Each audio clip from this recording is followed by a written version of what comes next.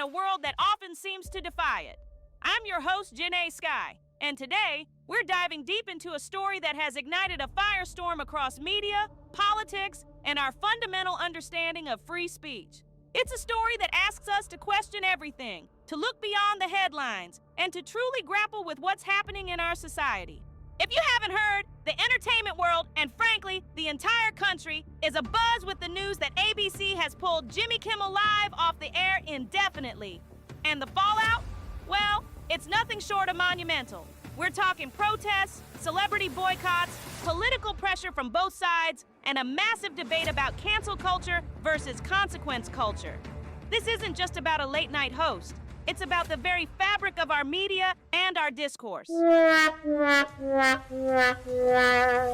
Now, let's break down what happened. According to reports from NBC News and other outlets, as of September 19th, 2025, the controversy erupted after Kimmel made comments regarding the killing of CharlieKirk.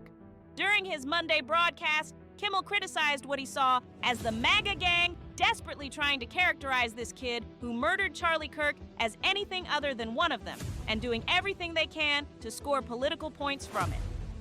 These comments came after text messages from the suspect, Tyler Robinson, alleged he targeted Kirk because he had enough of his hatred. Just 2 days later, ABC made the stunning decision to indefinitely preempt Kimmel's show. This move wasn't made in a vacuum.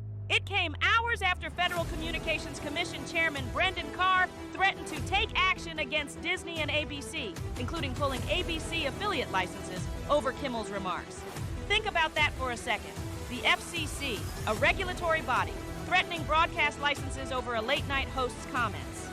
My first question to you, our listeners, right off the bat is this an appropriate role for a government agency? Is this overreach?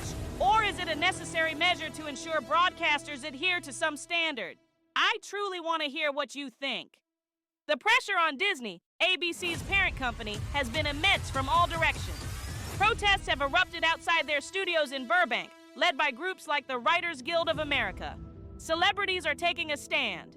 Damon Lindelof, the renowned creator of ABC's Lost, stated he wouldn't work with Disney if Kimmel's suspension wasn't lifted. Tatiana Maslany, who starred in Marvel's She-Hulk, went further, urging her followers to cancel their Disney+, Hulu, and ESPN subscriptions. This brings us to a critical point. Is this cancel culture or is it consequence culture? Where do we draw that line, and who gets to draw it? When a public figure says something controversial and there's a backlash, when does that backlash cross into something that stifles legitimate, albeit uncomfortable speech? And when is it simply facing the repercussions of one's words? It's a thorny debate, isn't it? The narrative gets even more complex when we look at those defending Kimmel, or at least questioning the actions taken against him. Michael Eisner, the former CEO of Disney, appeared to criticize his former company, asking on X, "Where has all the leadership gone? If not for university presidents, law firm managing partners, and corporate chief executives standing up against bullies, who then will step up for the First Amendment." He called Chairman Carr's actions yet another example of out-of-control intimidation. And in a fascinating twist, even some conservatives are expressing concern about the FCC's role. Senator Ted Cruz, a staunch Republican, publicly decried Carr's comments on his podcast, calling them unbelievably dangerous, particularly the threats to broadcast licenses. Cruz admitted he liked Carr and worked with him, but stated, "What he said there is dangerous as hell." Even when you disagree with Kimmel's specific comments, is the government threatening to pull broadcast licenses the right response? This is where we really need to question everything. We have an FCC chairman claiming that broadcasters have the right to pull national programs that are inconsistent with the public interest or local communities' values.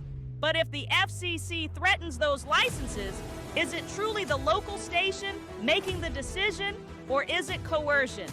And who defines public interest or local values when those values are so diverse and often contradictory across communities? This isn't just about Kimmel. It's about the precedent.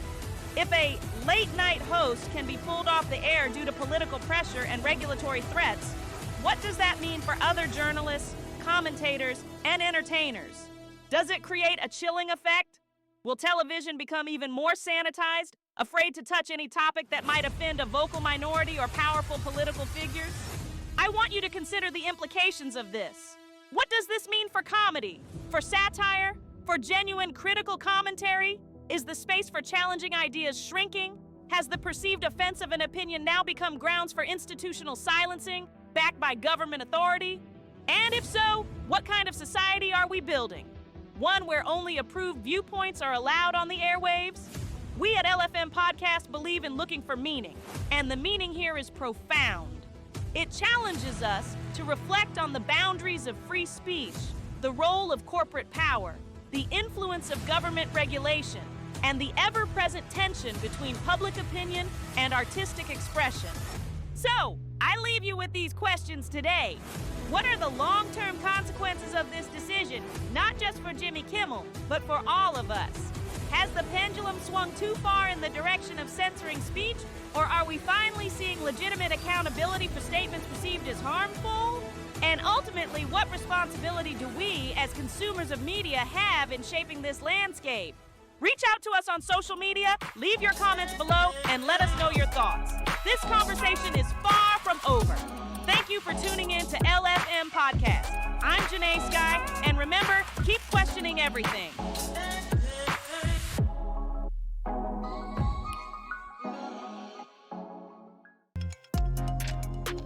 Welcome to LFM Media, your source for trending news, sports, comedy, and entertainment. Subscribe today.